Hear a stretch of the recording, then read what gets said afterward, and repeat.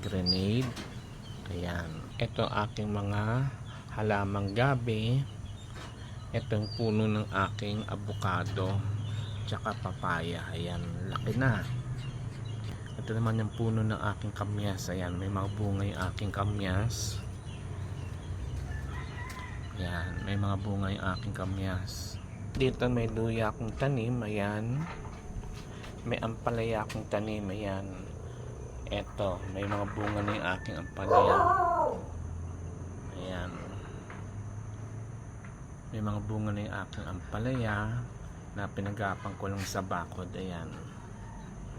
Tapos dito nagkaroon ako ng may seedling ako ng dito Chinese cabbage.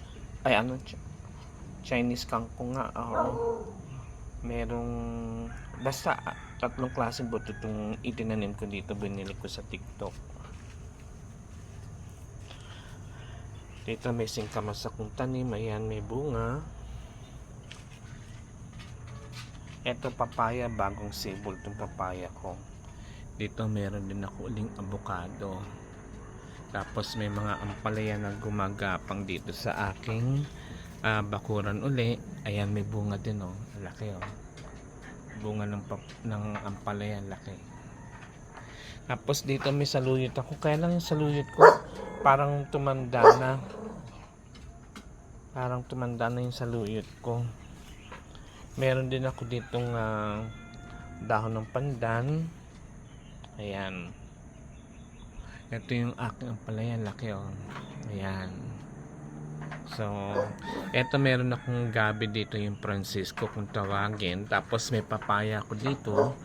Kaya lang maliit ang bunga ng papaya ko ngayon Meron din ako ditong ampalaya na tsaka dragon fruit. Ito yung unti ang tawag dito. Yung may bunga nito itim, yung bilog na yan nagiging itim pag nahinog. Ano yan, pwedeng halo sa munggo. Tapos dito gumapang na yung patola ko. Actually may bunga na yung patola ko. Ito ayan, may bunga na yung patola ko. Ito, ayan, malaki na yung bunga Ayan. Ito guyabano.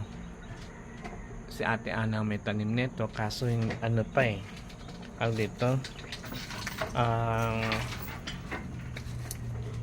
hindi nagbubunga Tapos dito mag-harvest ako ng kamatis. Ayan, ang aso ko kahon ng kahon.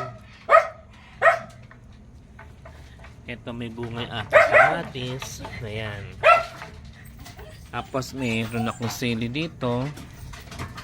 May kamyas din ako dito tanim. Background ko yung kahol ng aso.